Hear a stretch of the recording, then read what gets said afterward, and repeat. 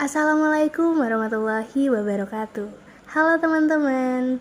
Di sini kami dari kelompok 1 akan mempresentasikan hasil diskusi kami tentang struktur dan sistem anatomi sistem syaraf dalam mata kuliah biopsikologi yang diampu oleh Ibu Idar Afrianti, SPSI MPSI.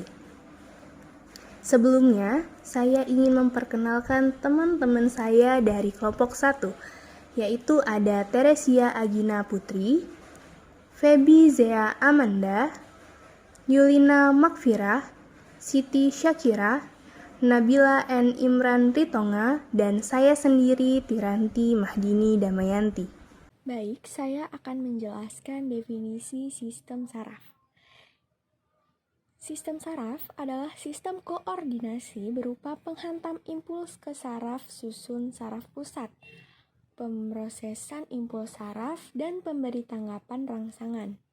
Sistem atau susunan saraf merupakan salah satu bagian terkecil dari organ dalam tubuh, tetapi merupakan bagian yang paling kompleks. Jadi, sistem saraf ini merupakan kepala keluarga bagi seluruh anggota tubuh karena itu sangat paling terpenting di sistem saraf.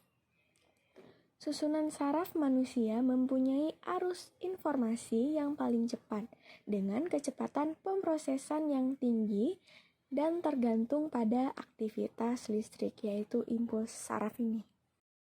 Susunan sistem saraf dibagi menjadi dua, yaitu sistem saraf pusat dan sistem saraf tepi.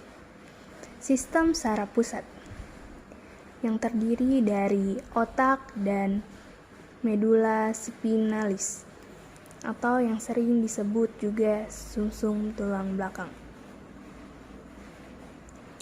Otak adalah struktur terbesar dalam tubuh manusia yang hampir seluruhnya terbungkus dalam struktur tulang keras, yaitu tengkorak, yang menunjukkan kebutuhan kritis untuk melindungi dari kerusakan.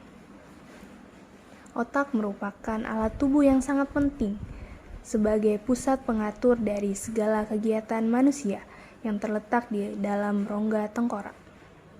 Bagian utama otak adalah otak besar atau cerebrum, otak kecil yaitu cerebellum, dan otak tengah. Otak besar merupakan pusat pengendali kegiatan tubuh yang disadari. Otak besar ini dibagi menjadi dua belahan, yaitu belahan kanan dan kiri. Tiap belahan tersebut terbagi menjadi 4 lobus, yaitu frontal, parietal, oksipital, dan temporal. Yang kedua yaitu sumsum tulang belakang. Sumsum tulang belakang adalah struktur terbentuk tabung yang membentang dari dasar otak turun melalui serangkaian cincin tulang yang dikenal sebagai vertebra. Proyeksi seperti tali yang disebutkan sebelumnya, secara teknis dikenal sebagai tulang belakang saraf, dapat dilihat meninggalkan sumsum tulang belakang dan keluar melalui celah antara tulang belakang.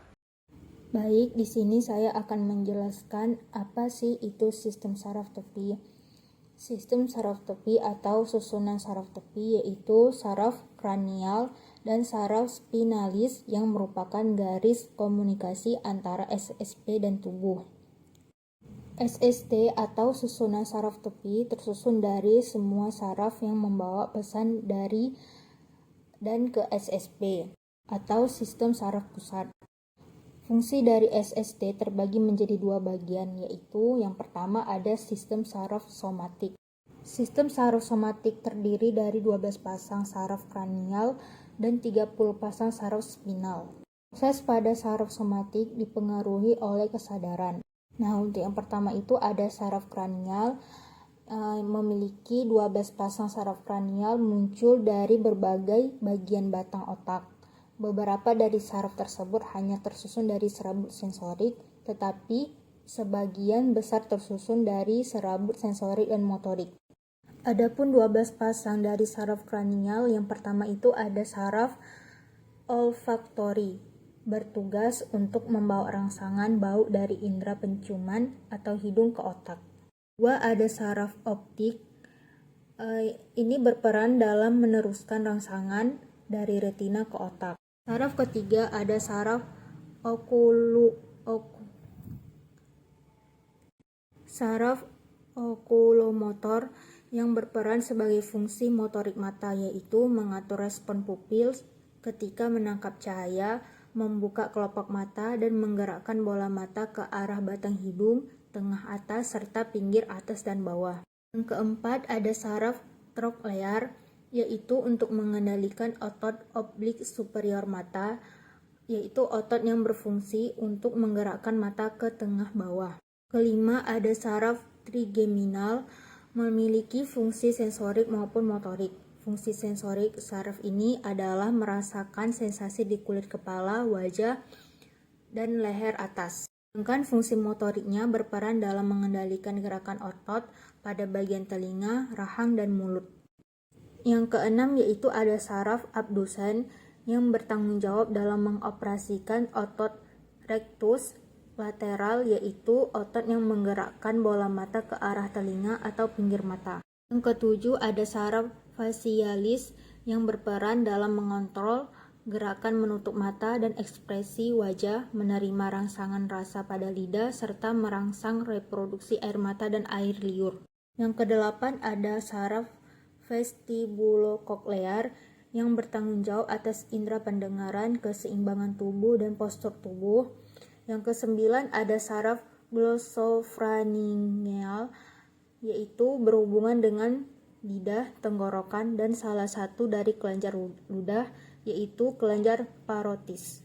Yang ke-10 ada saraf vagus. Fungsinya beragam. Saraf vagus memiliki mulai dari mengatur gerakan pita suara, jantung, paru-paru, hingga organ pencernaan seperti lambung dan usus. 11 ada saraf aksesori, bertugas dalam mengontrol otot pada leher untuk menggerakkan leher dan bahu. 12 ada saraf hipoglossal yang bertanggung jawab pada otot di lidah. Selanjutnya ada saraf spinal. Saraf spinal adalah saraf gabungan motorik dan sensorik, membawa informasi ke korda melalui neuron aferan dan meninggalkan melalui eferan. Nah, selanjutnya itu ada sistem saraf otonom, adalah bagian sistem saraf periferal yang mengatur lingkungan internal tubuh. Sistem saraf otonom juga terdiri atas saraf-saraf aferen yang membawa sinyal-sinyal sensorik dari organ-organ dalam ke sistem saraf pusat, dan saraf-saraf eferen yang membawa sinyal-sinyal motorik dari sistem saraf pusat ke organ-organ dalam. Sistem saraf otonom memiliki dua macam sistem eferen. Yang pertama yaitu ada sistem saraf simpatik dan parasimpatik, dan yang kedua ada parasimpatik. Untuk saraf simpatik adalah saraf motorik otonom yang projek keluar dari saraf pusat ke daerah lumbar atau bagian belakang tubuh yang paling sempit, daerah pinggang, dan toraksik atau daerah dada di sumsum tulang belakang. Saraf parasimpatik adalah saraf-saraf motorik otonom yang memproyeksi dari otot dan bagian sakral atau punggung bagian belakang sumsum tulang belakang. Yang selanjutnya ada sel-sel sistem saraf. Yang pertama, anatomi neuron. Neuron adalah sel-sel yang terspesialisasi untuk resepsi atau penerimaan, konduksi atau penghantaran, dan transmisi atau penyebaran berbagai sinyal. Mereka memiliki keanekaragaman bentuk dan ukuran yang luar biasa, seperti yang terlihat di gambar. Adapun keterangannya, sel membrans atau membran sel, membran selaput semipermeable yang melingkupi neuron, dendritis atau dendrit, penonjolan pendek yang keluar dari badan sel yang menerima sebagian besar kontak sinapsik atau sinaptik dari neuron-neuron lain. Terus ada akson hilok, daerah berbentuk kerucut di persimpangan antara akson dan badan sel. Akson adalah penonjolan yang sempit dan panjang yang tumbuh dari badan sel.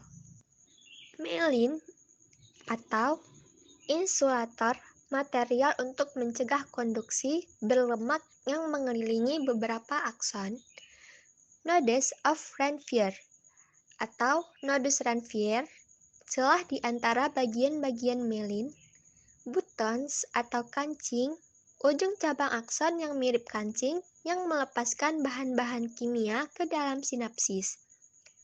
Selanjutnya ada sinapsis, celah di antara neuron-neuron yang berdekatan ke mana sinyal-sinyal kimiawi ditransmisikan atau disebarkan.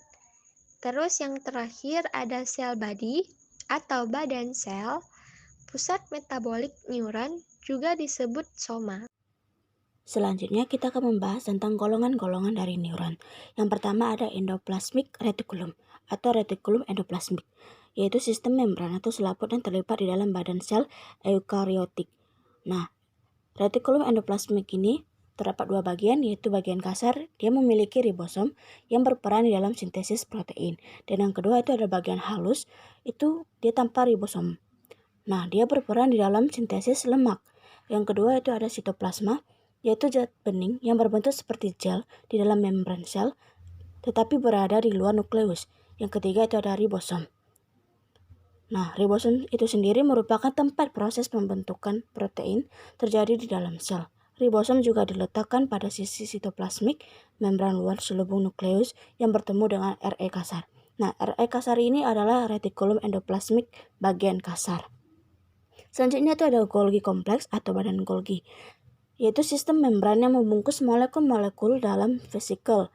Selanjutnya ada nukleus, organel di dalam sel yang sering juga disebut sebagai inti sel yang sebagai tempat menyimpan DNA, RNA, dan juga ribosom. Selanjutnya itu ada mitokondria. Mitokondria itu adalah tempat memproduksi atau menghasilkan energi yang dibutuhkan oleh sel tubuh untuk terus hidup. Untuk menghasilkan sebuah energi tersebut, mitokondria membutuhkan asupan oksigen. Jika sampai kekurangan atau tidak mendapatkan oksigen, mitokondria tidak akan bisa bekerja alias tidak bisa menghasilkan energi. Akibatnya, sel tubuh akan rusak atau mati. Selanjutnya ada mikrotubula, tubulin yang bertanggung jawab untuk pengangkutan cepat berbagai bahan ke saluran neuron. Selanjutnya ada vesicle synaptic, sebagai tempat penyimpanan berbagai neuron transmitter yang akan dilepaskan di sinaps. Selanjutnya ada neuron transmitter, yaitu adalah senyawa kimiawi dalam tubuh yang bertugas untuk menyampaikan pesan antara satu sel saraf neuron ke sel saraf target. Sel-sel target ini dapat berada di otot, berbagai kelenjar, dan bagian lain dalam tubuh. Nah, yang terakhir kita akan membahas struktur neuron yang dibedakan menjadi 3 macam. Yang pertama itu ada neuron unipolar, yaitu neuron yang memiliki satu buah akson yang bercabang. Yang kedua ada neuron bipolar, yaitu neuron yang memiliki satu akson dan satu dendrit. Dan yang ketiga yang terakhir ada neuron multipolar, yaitu neuron yang memiliki satu akson dan sejumlah dendrit. Nah, neuron-neuron dengan akson pendek atau sama sekali tanpa dengan akson disebut interneuron. Fungsinya adalah untuk mengintegrasikan aktivitas neural dalam sebuah struktur otak, bukan untuk mengantarkan sinyal dari satu struktur ke struktur lain. Nah, yang ketiga ada sel penyongkong atau neuroglia atau sel glial. Sel glial adalah sel penunjang tambahan pada SSP yang berfungsi sebagai jaringan ikat. Selain itu, juga berfungsi mengisolasi neuron, menyediakan rangka yang mendukung jaringan, membantu memelihara lingkungan interseluler, dan bertindak sebagai fagosit. Jaringan pada tubuh mengandung kira-kira 1 miliar neuroglia atau sel glia, yang secara kasar dapat diperkirakan 5 kali dari jumlah neuron. Sel glia lebih kecil dari neuron dan keduanya mempertahankan kemampuan untuk membelah. Kemampuan tersebut hilang pada banyak neuron. Secara bersama-sama, neuroglia bertanggung jawab secara kasar pada setengah dari volume sistem saraf. Macam-macam sel glia. Ada 4 macam sel glia yang memiliki fungsi berbeda, yaitu yang pertama astrosit atau astroglia, berfungsi sebagai sel pemberi makan bagi sel saraf. Yang kedua ada oligodendrolia, sel glia yang bertanggung jawab menghasilkan mielin dalam susunan pusat. Sel ini mempunyai lapisan dengan substansi lemak mengelilingi penonjolan atau sepanjang sel saraf sehingga terbentuk sel mielin. Mielin pada susunan saraf tepi dibentuk oleh sel Schwann. Sel ini membentuk mielin maupun neurolemma saraf tepi. Mielin menghalangi ion natrium dan kalium melintasi membran neuronal dengan hampir sempurna. Yang ketiga ada mikroglia. Sel glia yang mempunyai sifat fagosit dalam menghilangkan sel-sel otak yang mati, bakteri, dan lain-lain. Sel jenis ini ditemukan di seluruh SP dan dianggap penting dalam proses melawan infeksi. Yang terakhir ada sel ependimal. Sel glia yang berperan dalam produksi cairan cerebrospinal. Sekian dari hasil pemaparan tentang struktur dan sistem anatomi sistem saraf dari kelompok 1. Semoga menjadi pelajaran baru untuk teman-teman. Kurang dan lebih saya mohon maaf. Assalamualaikum warahmatullahi wabarakatuh.